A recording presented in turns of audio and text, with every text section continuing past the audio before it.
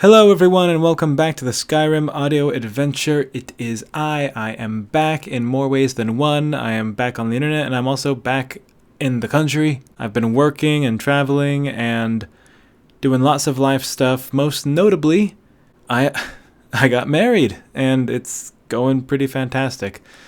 I'm glad that I could finally get this up, that way I can get cracking on the last episode of the first season. Quick shout out to new patrons Samantha Cakebread and bmoody91. And now, without further ado, let's get into the Skyrim audio adventure chapter 14.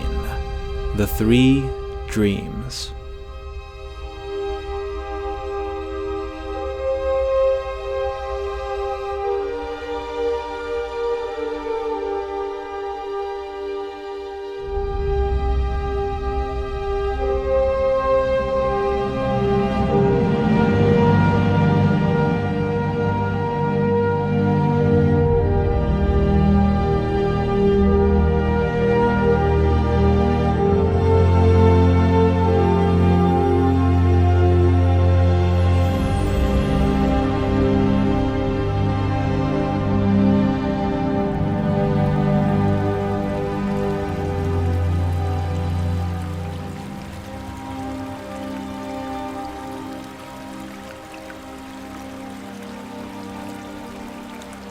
The hunter felt no comfort when they ducked back into the shelter of the tree line. He felt very little, in fact. He could not feel his fear, though he knew he must be frightened. He could not feel his zeal, though his body continued fighting.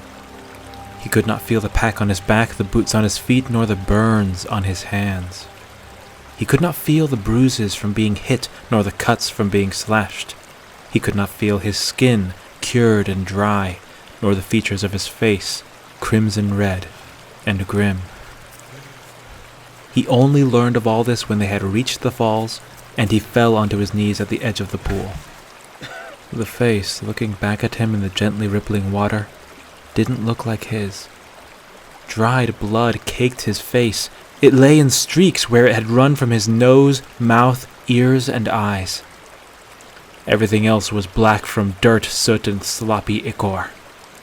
His furs were torn, his hair matted with sweat, and for the first time since they had begun their flight through the dead forest, he felt something. Confusion, alarm, and regret. It flashed cold, not directed by flesh, but unbound, striking out like lightning across the fabric of existence. Knees! My knees! Where have they gone? I'll bet the bastard imps have replaced them with stone hinges. Bracknell sat down hard next to him and pulled out his waterskin. Finding it empty, he glanced at the pool. Oh, to oblivion with it, he panted, and bent over the water, scooping handfuls into his parched mouth. Just as he had almost caught his breath, a splash startled him. The hunter was laying face down in the water.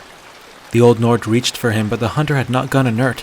His arms were working hard, scrubbing the grime off his face. When he emerged, he almost looked human again, just a tad peaked. That is, until one looked into the young half-breed's eyes and saw that they were empty. Bracknell swallowed and looked around. How far behind is it? I don't know, the hunter said hollowly. Is it tracking us? I don't know. Are you all right? The hunter gave a deep sigh and wiped some blood out of his ear. I don't know. Listen. The old bowman's voice was tight. I'm so sorry. I had no idea what we'd find. I thought it would be a bunch of undead and a thorny wizard chanting mantras and spreading poison. Those constructs were something else entirely. Where were you? The hunter asked. Why did it take you so long to shoot it?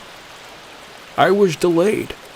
There were ghouls all around the camp. I had to fight them off, and by the time I got back, shit was already glowing. I'm sorry. I don't know how many times I can say it. The hunter didn't respond. He looked at his hands and saw where the skin was angry and swelling. Bracknell cleared his throat. Anything broken? No. Good. Here, drink this. Bracknell handed him a potion. After a second, the hunter took it and numbly sipped.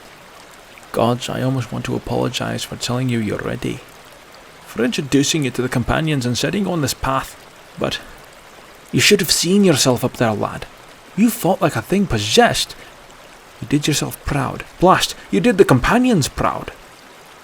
We were just barking up the wrong tree.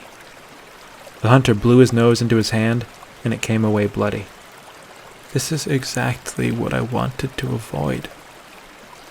I know. But you wanted to take your cuts at the world, yes?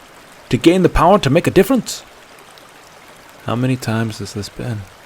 The hunter spoke as if not hearing. How many times has my life hung in the balance this past month? It's been nearly taken from me so many times. I can hardly tell if it's mine at all. It is yours. I've seen you fight for it. Is that what makes it mine? To earn it through combat? Is that how it works? Is that what validates it? Okay, I'll be having none of that. Oh, what, did you think I was testing you? Did you think for a second that any of this was about you? We have a job to do. We took up this task for the good of the land. The hunter cut him off with a wave of his hand. No, you're right. This is no time for a pity party. Precisely. And heck, if we get out of this, I'll throw you a pity party myself. The hunter huffed a tired laugh and looked at his red eyes reflected in the water. Was my whole face actually bleeding? Aye, from every orifice. I nearly fell over when I saw you up close. The hunter pulled his lip aside and examined his gums, looking for the source of the bleed. What exactly did that thing do to you? I can't say for sure, the hunter said, still sounding hollow for all his apparent improvements. But I think it tried to rip my soul out of my body. Bracknell wiped his face with a shaky hand. Well, good thing I got there in time to stop it. The hunter reached a hand down to the water to drink, and saw his arm stretching away into infinity. I'm not so sure you did. Bracknell opened his mouth, and the hunter heard his voice catch. They sat there in silence for a moment. Then a hollow roar echoed to them out of the trees. Again, the hunter knew he should be terrified, but it was as if the fear had reached some physiological peak, and having nowhere else to go, just faded away. He calmly filled his waterskin as the Nord wiped his eyes and stood. Come on. Night will be upon us soon. We need to get down the mountain and get help. No, it's too fast. We won't beat it down the mountain. We can't very well hide if it's got our scent, and you falling in the water just made us easier to track. Not if we make a false trail. We don't have time, insisted Bracknell. His eyes were on the trees, and he subtly dropped his voice to keep it from carrying. Bring me a big chunk of bark and a branch, the hunter continued, again as if not hearing. One with as many needles as you can manage. Bracknell shook his head and darted away as if the hunter was a lost cause. But a moment later he was back with a huge slab of black bark, freshly ripped off a corrupted tree. You're thinking of a broom, right? Right. Got it. Bracknell moved off again, seeming more driven as he pieced together the plan for himself. Meanwhile, the hunter gingerly removed his furs, revealing the pale flaxen shirt underneath. It was wrinkled and riddled with various stains from effort, toil, and blood loss. But when Bracknell came back, branch in hand, he easily recognized the garb of Kinnereth. You stole that, he said incredulously. Chew me out later, the hunter said, peeling the once fine fabric off of his torso. It was heavy with sweat and clung to his form. Hand me one of your arrows. Bracknell did so, and the hunter jammed the shaft through the sheet of bark. Then he carefully impaled the soggy shirt on it. The old Nord watched as this bizarre raft slowly came into being. He saw the hunter pull some twine from his pack and fumble with it for a moment. Here, he said, offering Bracknell the string. I can't feel my fingertips. Can you tie all this together? Sure. The The bowman noticed the tremor in his young friend's movements as he took the raft and string. After a moment's practiced work, the raft was finished, the shirt suspended on the raised line like a tent or folded sail. No sooner was the scent lure waterworthy when that chilling roar came again, clearer, and most certainly closer. "Set it in the current, and let's cross the rocks." The hunter pulled his furs on and swayed to his feet. "We'll sweep over our tracks on the other side." "Do you know where we're going to hide?" "Yeah, I've got a spot in mind." "Where? Up a tree?" "Something like that."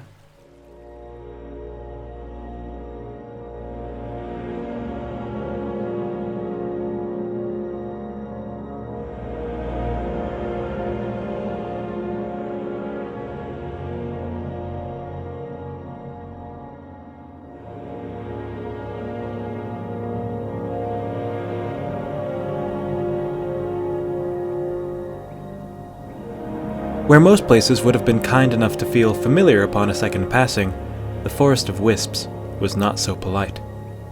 The infernal fog had been replaced with the gloom of twilight, and again one felt lost and outflanked in the scenery.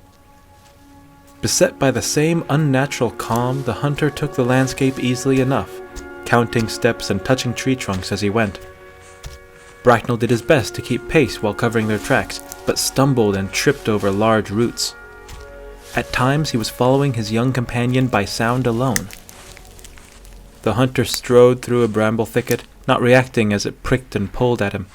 Bracknell walked around and found the hunter standing next to a large tree with a familiar, burned-out hollow.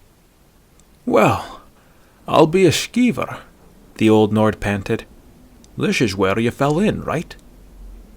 "It is," the hunter replied, not looking at him. "Don't worry. We are welcome here."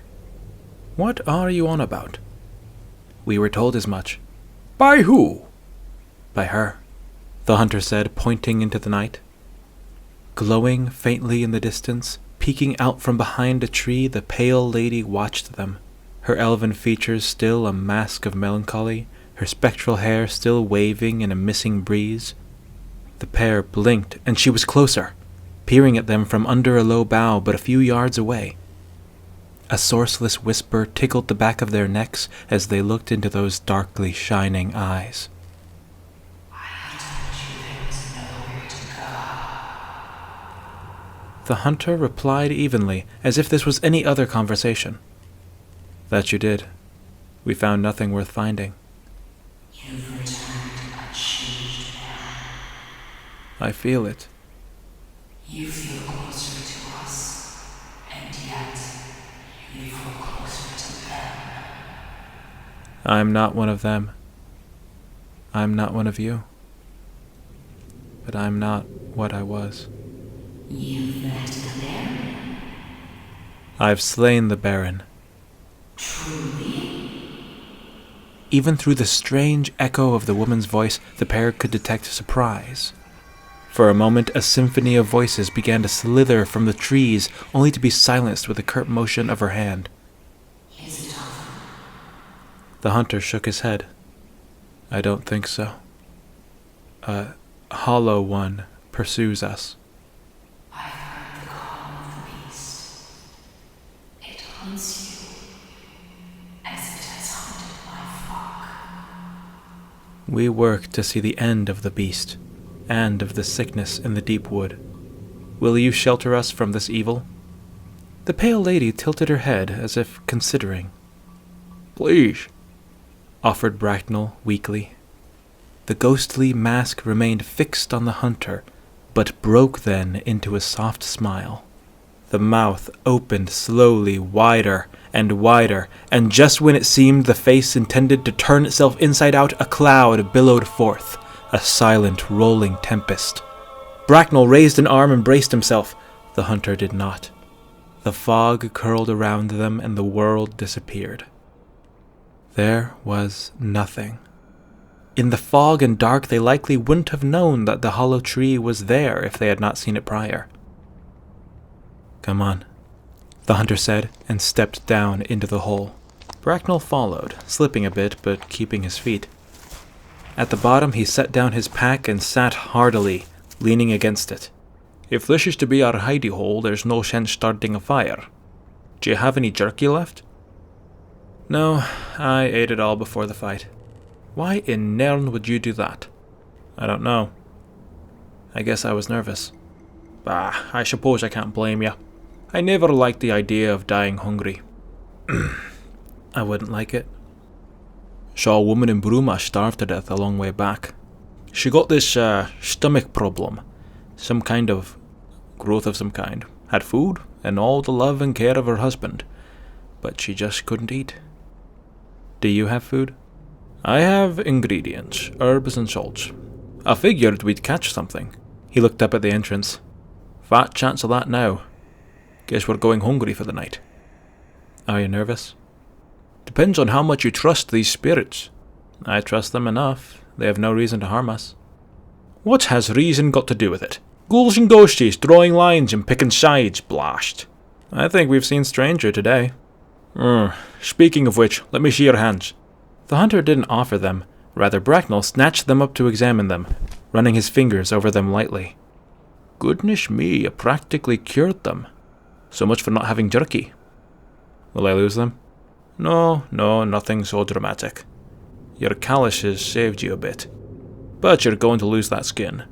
No potion can stop that. Damn, the hunter muttered, looking at the angry red flesh. Come first light, we need to sneak our way out of here and get help. Soldiers and guards will be hard to come by, like you said. And we have no money to make a bounty.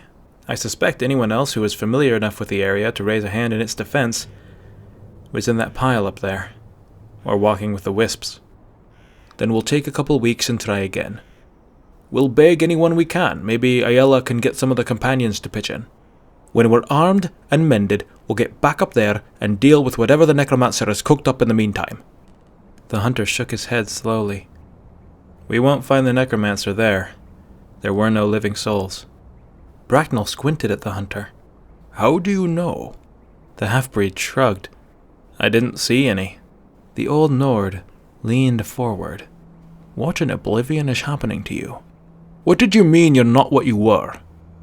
The hunter was considering his augmented hand, flexing it deliberately. Then he peered back at his friend, and just for a moment suspicion flashed across his face. But it was gone like the passing of a cloud across a cold sun, and the hunter's eyes were distant again. Did you ever play that game when you were a kid? Which one? The hunter took up a stone and balanced it on the back of his hand. You take a boiled egg and balance it on a plate, and you try to run from one place to another without dropping it. Everyone else can do anything to make you drop it as long as they don't touch you or the plate. And you can do anything to avoid it as long as you don't grab the egg. The game sounds familiar, but I can't say I've ever played. I know some people who would come up with stakes and bets to make the game more interesting, but we never did. Who are we to argue with the pure drama of breakfast on the ground? Okay, but what does the egg have to do with this? I am the egg, the hunter said bizarrely, and I am also the plate. I feel like I'm rolling around, slipping and drifting in my own flesh. And every now and then, he tilted his hand and let the stone fall onto the ground. He and Bracknell looked at it for a moment as it sat there. I'm seeing things that I shouldn't, from places I am not. I'm feeling things I can't describe, and I'm numb to all the things that I can. I have to work to keep myself centered. But it's getting worse. Time is so slow. It took me 9 tries to pick up that stone, though I bet you only saw the one. I didn't get my soul trapped, but I fear I've become unmoored. That's what I meant when I was talking to the Pale Lady. I don't know why, but I can suddenly feel their fear. The necromancer would consume them for power, and so, those who could, came here. And now so have we. Bracknell nodded slowly, trying not to let the outrageousness of what had just been said shake him. Okay. What can we do to fix it?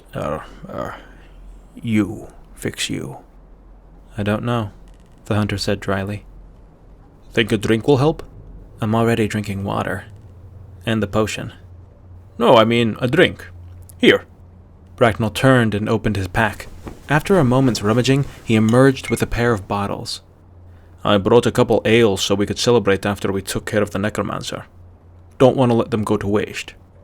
The hunter was so flabbergasted a numb eyebrow rose. Where in oblivion did you get those?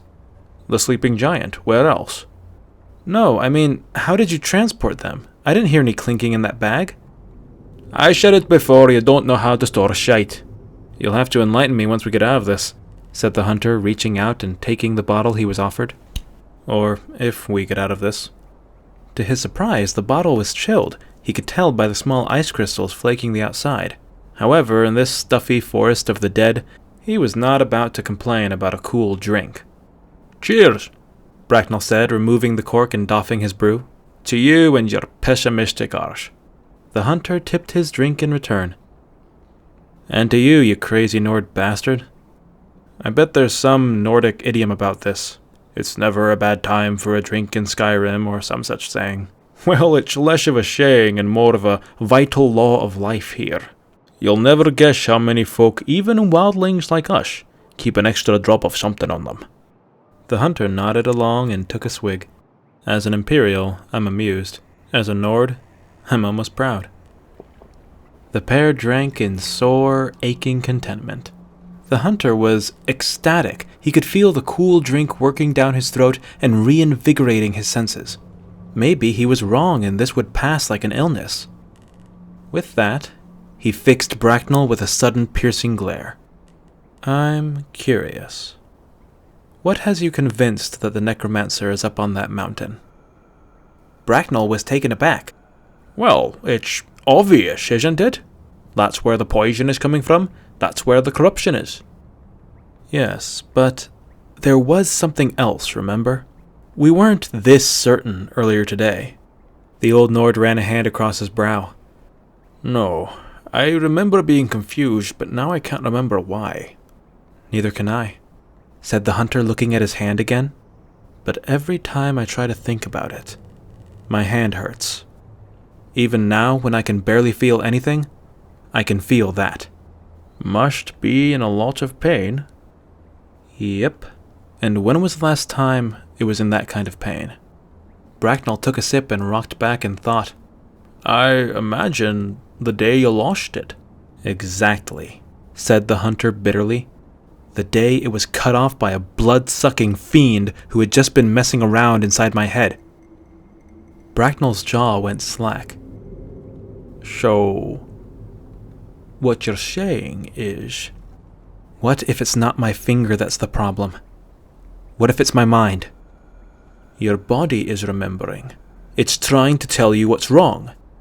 And if something's wrong with me, there's probably something wrong with you too. Bracknell's eyes widened.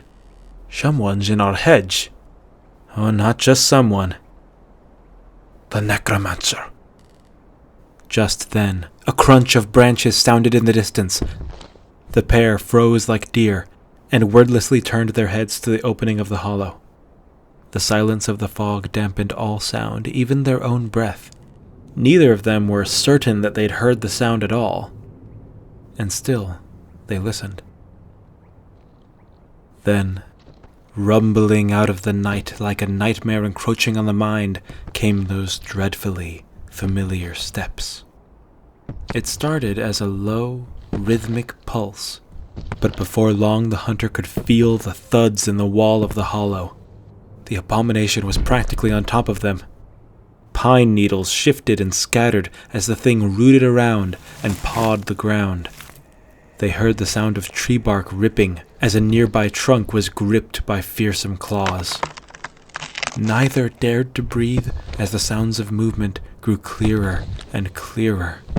Then, in the gloom outside the hollow, the faintest of shapes appeared, the jagged points of antlers and the ridges of high vertebrae.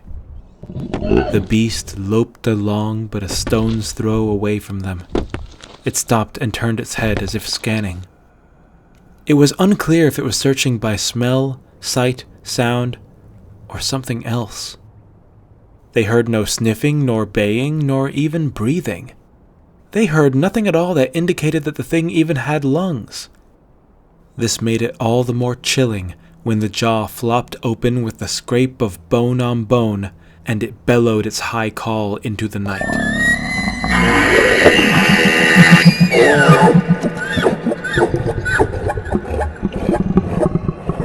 The two bowmen glanced at each other. For one mad second, the hunter thought they were about to take a drink. Couldn't make their situation any worse, could it? Then he felt the breath on his neck. He looked back to see none other than the pale lady, her head and torso protruding oddly from the dirt and wood of the hollow. Her elf features were no longer dour. They were split into a mad, wide-eyed grin. Hold on, she whispered. He stifled a startled shout and stammered, what? A ghostly hand shot to his chest, and suddenly he was pulled away. Before he knew it, the trees were rushing by, whizzing past his ears as he flew through the forest with a speed unknown to man and beast alike. The trunks appeared out of the fog and disappeared behind him in the same beat of a fly's wing. He wanted to wail, but the wind was rushing into his mouth too fast for him to get any sound out. The stars descended from the sky and danced around him, wheeling and bursting in the deep wood. A huge tree came up before him and he was diving for the base. He dry-heaved and fell forward onto the dirt. "Stranger?" came Bracknell's voice. "What's going on?" The hunter hissed, dragging himself back into a sitting position. "It'll hear us." "I doubt that. It's gone off." "What? Did you miss it? It was about a minute ago. Some wisps popped in and flitted about. Then the damn thing just took off running." "You're kidding." "I'm not. Are you alright?" The hunter just looked at him wide-eyed and haggard. The old Nord nodded. "I just realized how stupid that sounded." The hunter ran his hands down his face and looked for his drink. It had spilled onto its side, but there were still a few good draws to take. He snatched it up and took them. Bracknell eyed him cautiously and followed suit. Fuck me sideways. What were we talking about? "We were talking about our minds being off, wrong somehow." The hunter sniffed hard as if trying to clear his sinuses. Shit, you want to start from A and go to Z? What we should be starting with is a priest. Or a wizard we really trust. Off the table. Of course. It's practically an oxymoron with you. You're an oxymoron. Nice, Brack. Nice. The hunter shook his head, ears ringing. He was so very tired, and given how detached he felt from his body, this fatigue ran deep. He shifted his weight to lay back against the wall of the hollow, eyes still trained fruitlessly on the opening. He felt something poke his back and twisted to look, but the dark of night was upon them and his eyes wouldn't pierce it. He felt for it, and his hand brushed across a firm, fleshy plate that seemed to be protruding from the wood itself. Hey, I think there's a shelf mushroom sticking out of this tree. Bracknell emptied his ale and squinted at the hunter, licking his lips. Aye, that there is. Artist's conch, as I reckon. Does it do anything? It eats decaying wood and makes you mildly sick if you eat it. The taste is terrible, as I've heard. The hunter felt around the shelf again. It's almost as hard as the wood itself. Not like that. He trailed off as a thought struck him. Do you still have some of those mushrooms? Bracknell paused in the process of pulling out his own bedding. You mean the Mora Tapanella? Yeah, what did that do? I remember he said the cab was good for energy and the black stuff would kill me. What else was there? Bracknell rubbed his neck uneasily. Well, the neck, frills, and spores all have properties that affect the mind. The neck acts more on the senses, making you more aware and adept. The frills and spores seem to expand the mind in far more esoteric ways. Mages and holy men have been known to make elixirs out of it.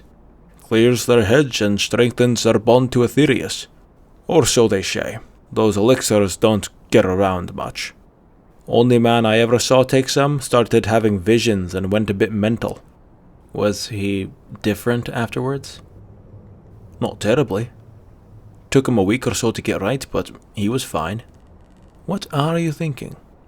What are the odds that it could break a spell? A spell? Unrefined raw spores and frills that'll break your mind, I promise that.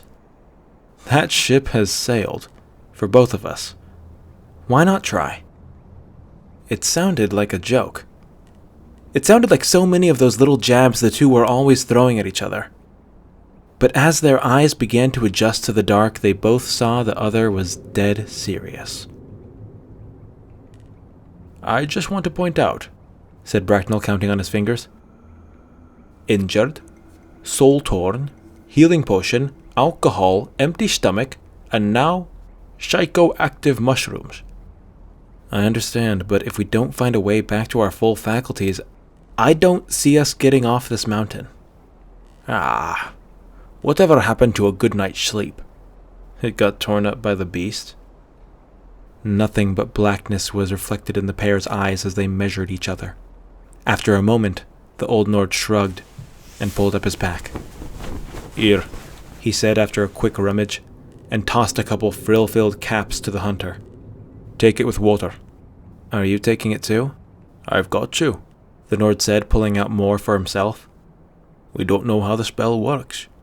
If you break free and I don't, who's to say I don't try to kill you? Is that a possibility? Almost anything is possible with magic. It just depends on what the mage in question is capable of. The hunter nodded. The idea had occurred to him as well, but he had written it off as paranoia. Well, they're proficient at monster making. I can say that much. You got your water? Yeah, I got it. Do as I do, Bracknell said, and scooped out the frills and spores with a quick circular motion.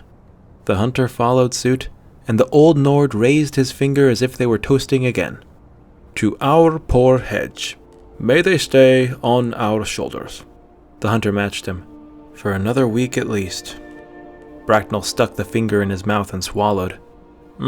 Month more like. The hunter took the frills as well. Don't get too ambitious. This is Skyrim.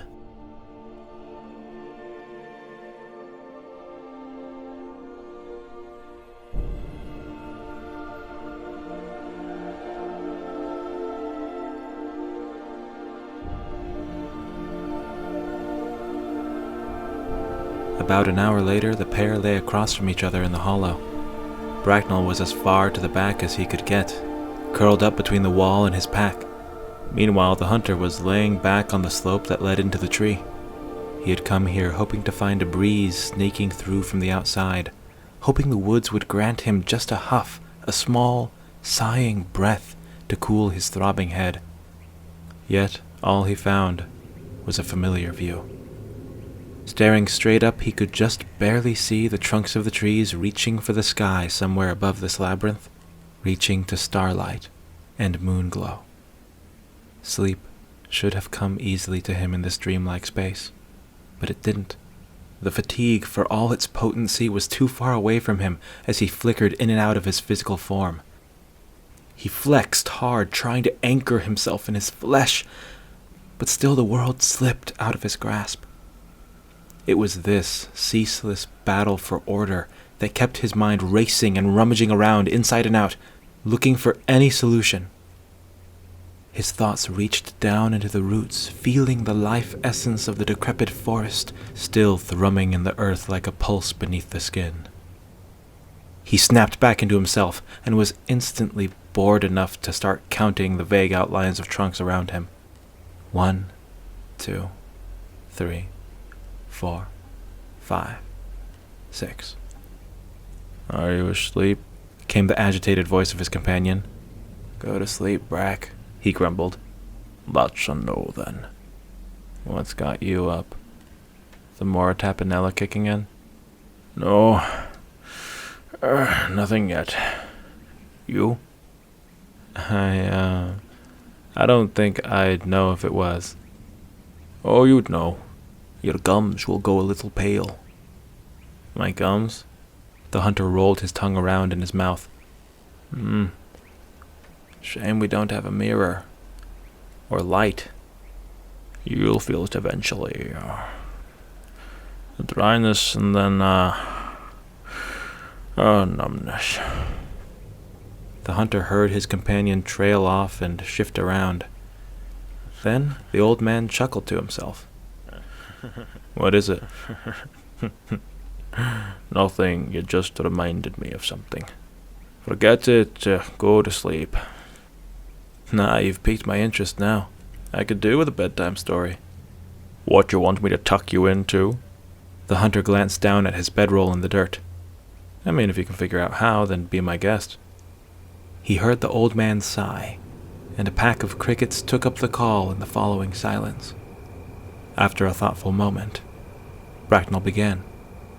Well, when you said mirror, it just reminded me. He cleared his throat. When Ayala was younger, I played a little joke. You see, she was always a spirited little thing, took after her mother. And while her mother was a huntress of great renown and quite well respected, she was far from being a lady. Nord women are known for being hardy and elegant in equal measure. But even then, walking around covered in dirt and blood was a shade eccentric by the standards of the Wind District. This makes so much sense now, the hunter mumbled. Bracknell smiled and continued. Ayala followed right in her footsteps. She was a scrappy little pup, always in trouble with someone over something. Anyway, one day this kid threw mud at her head.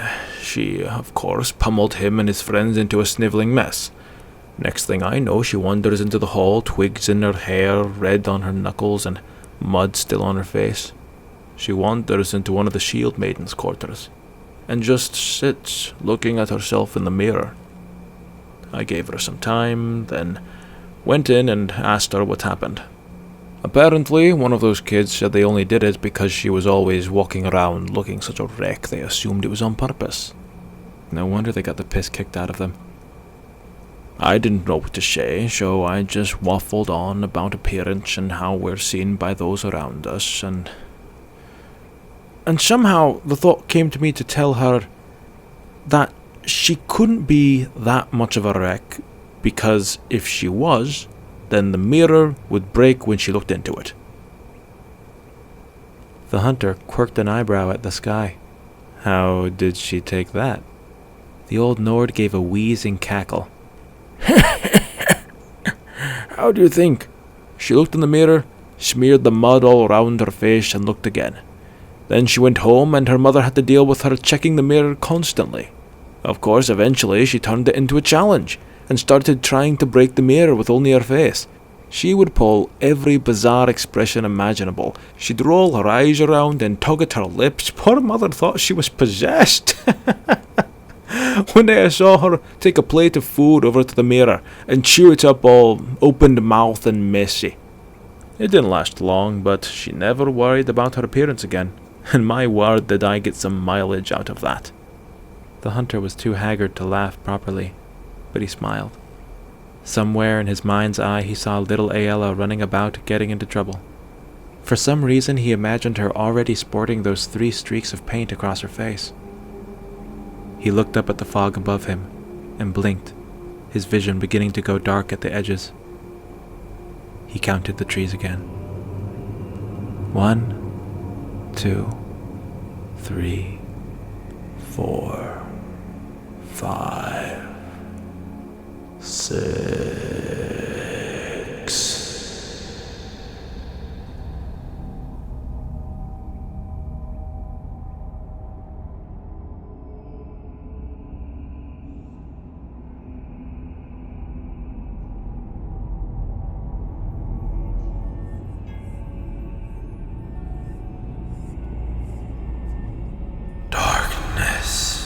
All about him. A black, darker than the darkest night, deeper than the deepest sea. He reached for the ground and found only space. Technicolor bubbles of pink and blue burst before his eyes, but he could not see them. He only knew that they were there by the voice of his heart. Motion. Massive, irresistible, sent him tumbling through the void. He spun and flipped, yet felt no discomfort nor nausea. Wind did not blow, gravity did not pull. He was as comfortable as if he were standing still, though he knew he wasn't. The flickering lights in his mind pooled to a glow, and blinked out. Then came a voice. Well, well. I do believe I recognize you. The sound was so great he thought it might shake him to pieces. The waves struck him from all directions, bombarding him with the force of a falling star. He put out his hands as if to brace against the voice. It was so crushingly solid as he pushed back that he found he was gathering his feet and standing atop the sound. Everything around him was dark stone. He stumbled awkwardly, his legs getting used to his weight again, as if they hadn't carried it for years. In the dim, a spark flickered and died. With a distinct click it came again, and by its briefest of lights the hunter saw a familiar sight, a pair of hands gripping flint. At the third strike, a flame burst forth, not lighting a torch, but seeming to light a figure into being. The flame rushed upwards with a whoosh and spent itself like flash paper, but standing where it had just blazed was a glowing figure, loosely wrapped in a deep red doublet. It was a man, not quite like any he'd seen before. His cloth was fine, but action-ready. His face was sure and confident. His nose was straight with just the faintest hint of a hook. His jaw was square and strong, his chin prominent under thin lips. His shoulder-length hair was a soft brown that framed bright blue eyes. He looked imperial, Colovian to be precise. Except all his features, even his clothes were alight with a deep golden glow, as though his body housed the setting sun. The man strode forward easily and clapped him on the shoulders. "I was right! It is you! It's great to see you again." The hunter felt he should respond, but his voice came out a directionless murmur, more of a sigh than anything resembling speech. How long has it been? You've certainly grown quite a lot. You look terrible, but that's neither here nor there. I'm sorry, but do we know each other? The man turned him around and started marching him off into the black, arm around his shoulder. Oh yes, we've met before. I just don't think it was me that you met. The hunter shook his head, trying to piece that out. Wait. He turned, shrugging off the arm, trying to reach his gaze out to his surroundings. Where am I? How did I get here? The two strong hands found his shoulders again and firmly ushered him onward. You are somewhere you shouldn't be, and I must leave it at that for the sake of your own sanity. As to how you got here, only you would know that. But I can certainly say you've got the knack. I'll remember how you gave everyone such a start last time, like a rat running through a temple. I'm sorry, the hunter said, apologizing awkwardly. I really don't remember. Who are you? The man paused and offered him a kind smile. You can call me Martin. The hunter blinked. You can call me stranger. Oh, it's changed! How fun! And the pair kept walking. Where are we going? Just getting you back where you should be. If I'm not wrong, it's right around... The man faltered, staring ahead. The hunter followed his gaze to see a wide wall of blackened stone, lit by the man's glowing presence. Into that stone was carved a vast and intricate scene of conflict. He saw towers crumbling, he saw armored men clashing, and in the center of this meticulously realized mural, he saw a beast, black-scaled, wings spread wide blanketing the sky, jagged horned head reared back in a silent roar. "What's this doing here?" said the man calling himself Martin. The hunter looked over to his strange glowing companion. The man's face was stoic, but his eyes were squinted, as if he were trying to solve a puzzle. Then a small smile curled its way onto his lips. "Ah, the wheel turns again. Brother makes war with brother. The night makes war with the dawn. My blood makes war with itself. And my firstborn hungers. And so the wheel turns." The man looked up beyond the wall. "I do wonder what lies beyond that horizon," He turned to look at the hunter, and a myriad of emotions flashed across his face, like color flashing between the wings of a butterfly. It started with what the hunter could only call crestfallen, but then settled into a soft smile. Come, let's get you back. What is all this? This is none of your concern. Don't worry, I'll take care of it.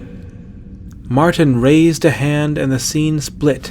The stones swung open like double doors, and bright white light rushed into the dark, carrying with it a bitter frost. The hunter raised a hand and braced against the biting wind. Besides, you have problems of your own by the looks of it. Keep your head up, and good luck. Wait! The hunter called, turning back to the man, but he was gone along with the darkness. All was white out and freezing cold. The blizzard had found him again. The wind was strong enough to knock him to his knees, but he stood fighting through it. He trudged forward, or he hoped he did, for what did direction mean in a place like this? The snowflakes were volleys of arrows riding the air, pelting his front. "Hello!" He called into the storm. His voice was being buffeted back to him, making it inaudible even to his own ears. As if in answer, a gust swept him up, almost tossing him into the air.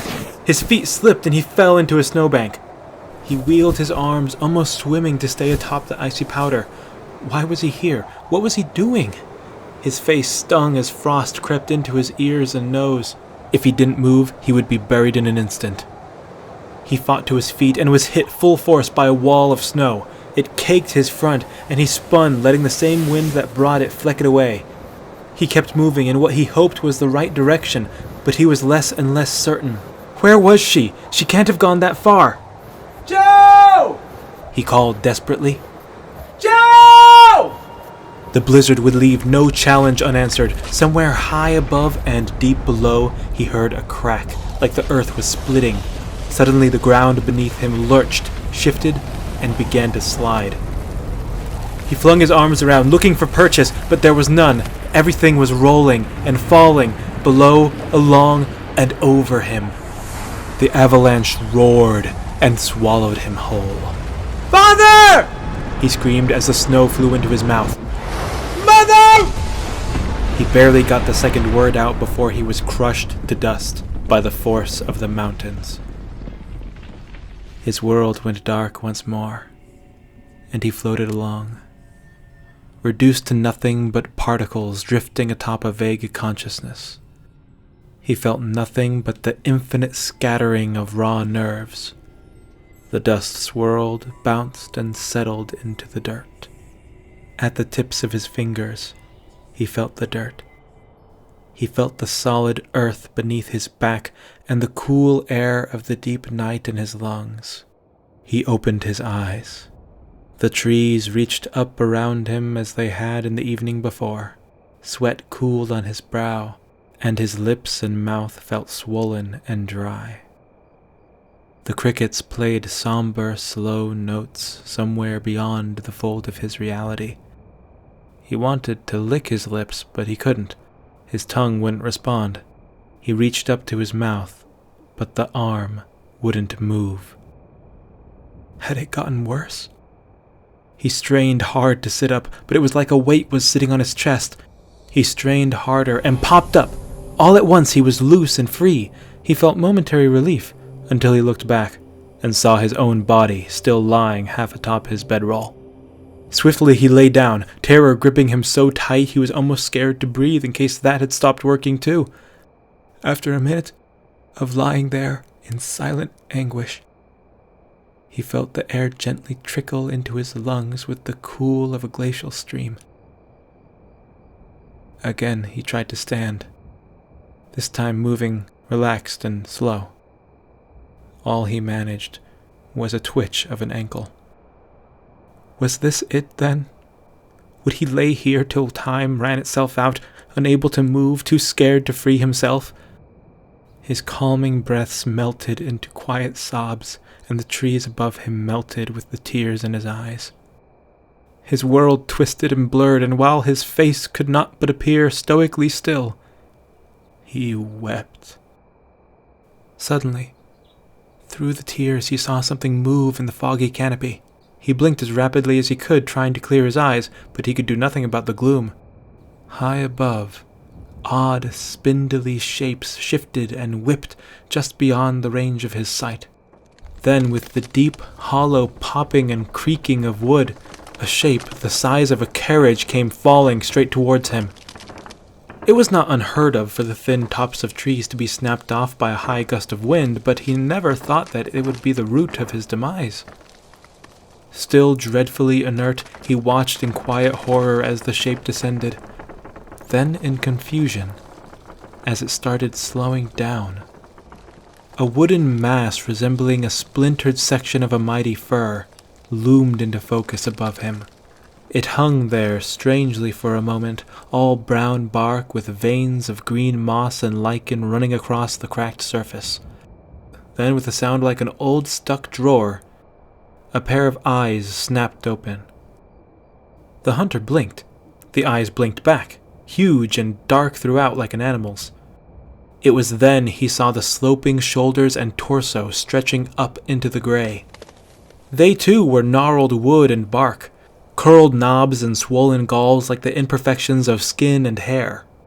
A bird's nest was resting in a branch to the right. To his eyes, the branch had twisted like an outstretched arm, gently bearing the nest aloft, like one who bends down, makes sure not to spill their cup. As his eyes met the dark orbs of this strange timber giant, a voice came to him. It was not loud nor soft, for it was not heard. No chamber articulated words, no rumble shook the forest. It simply was there, clear as his own thoughts, if not clearer. It was not cruel, nor kind, nor earnest. It was an even thing, a balanced thing, a voice meant to stand for millennia. "Hi there," it said simply. The hunter gave a particularly squeaky breath in return. He thought it a pathetic sound, but felt the entity nod calmly, if a voice could nod at all. Its wooden head didn't actually move. "Sundered, like so many I've seen, but not yet lost. This is good." The thing blinked at him in a way he found equal parts endearing and disquieting. "I know your spirit. My lady told me of you some years ago, and I marked your arrival on the far side of the lake. I've known the days when you'd walk in my woods, and I've felt your footprints through the creatures on my roots. I saw you struggle through storms and hunger and isolation. Never once did I move to help you, nor should I. It is not in my nature." The wooden head tilted to the side, slowly and with many creaks and pops. "My lady, however, has taken a liking to you." A blue butterfly fluttered by in the space between them, before alighting on the gnarled crests atop the giant's head. "She's seen you work against the thoughtless and seek balance with the land. She seems to think you'll be the one to beat back this putrefaction. Looking at you now, I'm not so sure." The hunter tried to shake himself, body and mind, as a child shakes away a nightmare, but the apparition persisted. Then his eyes widened as a massive hand, woven from branches and creepers, came out of the fog alongside the head and reached for him.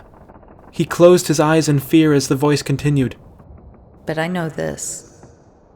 You can no longer be broken. You will need to be one and whole for what comes next." Beyond his closed eyelids, a light burst forth in the dark. Warmth sprung up from the roots below. It crept and crawled over him, burrowed deep into his flesh, and blew the spark within into an inferno. A burn bereft of pain welled up like a river overflowing its banks. His eyes shot open, only to see bright white and gold. Stars of black and blue burst into life, lived and died in an instant. He felt some unseen hand fussing at his mind like a quilter fusses at cloth and thread. A black star burst before him, and as it died, he was pulled into it. Gasping to life, he sat up slightly. His eyes were blind in the shadow of the hand, but the distant song of the night crickets suddenly felt sharp and present. As the bizarre tree giant ascended and was slowly swallowed by the gloom, he saw several wisps of dark smoke rising from his prone form. His arms jumped into action. He patted all over himself, feeling for a flame or burn or wound of any kind. There was nothing. No pain. Only the acute tactile response of his nerves to stimuli. He was back. Somehow, some way, he was back. No sooner had the panic begun to drain out of him did a profound exhaustion take hold. His eyes unfocused and began to drift closed. Suddenly, a dark, raggedy shape flew through his periphery. He was up and sprinting after it in an instant. Like a stone dropping into a lake, the details of the present parted and crashed together, enveloping him once more. He was in the forest of wisps, recovering from a hard fight. Somewhere, a necromantic construct, some dread golem, was hunting him and his friend Bracknell, who was running off away from their hiding place, likely under the effects of Mora Tabanella. He sprinted through the fog. Roots and branches attempted to waylay him, but he shrugged them off with renewed vigor. Bracknell was lost in the haze, but the hunter could follow him by the echoey sound of wailing. It wasn't long before he'd caught up. His friend was flailing his arms around and stumbling aimlessly, his mad rush seeming to break upon the rocks of despair. Hey, Hella! He sobbed. Roll ahead! The hunter rushed in front of him and grabbed his shoulders. Brack, snap out of it. It's not real. The old man's face was a stony mask of anguish. No! I'm sorry! Ayella's not here. Come on, we need to get back.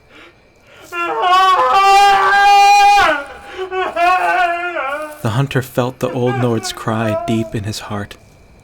It was the inconsolable sobbing of a man with a life so heavy with regret his footsteps could sink the mightiest of ships. The hunter looked around nervously and spotted a broken branch, a sign of the route they'd taken. It's all a dream! It's all a dream! The hunter offered, trying to subtly steer the Nord back the way they'd come. No! No! Bracknell said, now sounding all too present. Even if I were to take up vigil at the gates of Sovngarde, I'd never see them again. A watch unending to a misty night, my heart lost in the depths of the heavens. The hunter's heart broke then. Just a little. It was like he was seeing the old hound for the first time. He felt like he knew so little but understood so much. He had just been sent reeling through the depths of his mind, yet for every esoteric vision or demon of the past he faced, his friend would face that tenfold. With nothing left to do, he threw his arms around Bracknell and hugged him with all the tenderness he could muster. The Nord squeezed his ribs in return before the grief became too heavy for him, and the pair sank to their knees. Through Bracknell's wails, the hunter could hear a distant ripping and rumbling sound. It grew into a deafening cacophony of snaps and low pops. As his friend clung to him, the titan of the trees once again spoke into his mind. Sleep while you can. It said. The wretch approaches once more. I will delay it, but you must leave by first light. Make haste, little one. The hunter looked up and around. Seeing nothing, he muttered, "Okay," and carefully guided Bracknell back to the hollow.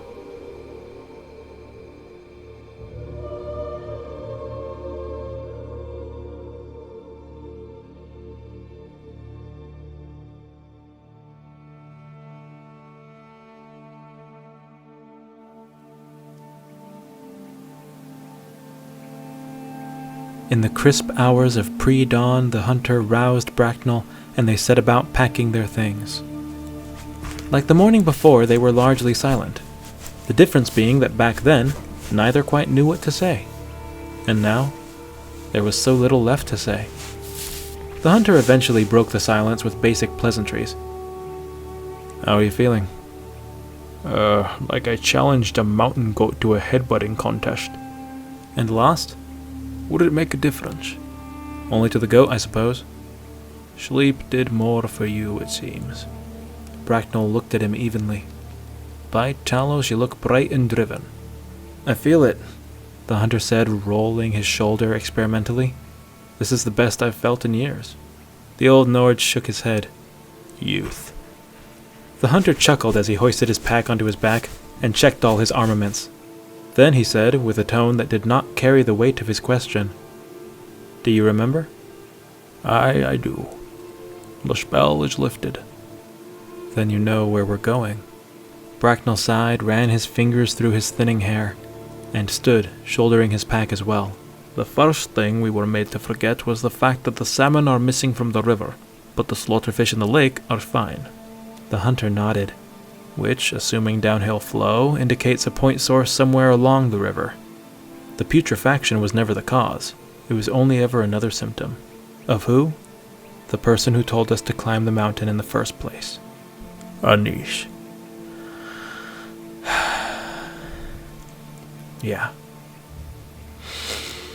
I think it's safe to say our warning never made it back to Riverwood. Aye, I'd say so. The two of them climbed the slope out of the hollow and into the woods. The fog had gone and was replaced by a far more natural morning haze. The hunter looked around, remembering counting nearby trunks the previous night. They looked much kinder now in the cool light, even with the blackened edges. Why do you think she did this? I don't know, and I don't rightly care. She needs to go. Right, said the hunter, a bit distracted as he looked at the trees. 1, 2, 3, 4. He blinked, recounted, looked up, then shrugged. Okay. Let's crack on then. With that, the two took off, low and quiet in the early morning. Finally now, to find an end to this wicked ordeal. To find revenge for all the former denizens, savory or otherwise, who once dwelled in these woods on the far side of the lake. Fears had been met, surpassed, and pushed far beyond recall. They moved, watchful, but unwavering. Resting in their hearts was purpose. Waiting in their hands was death.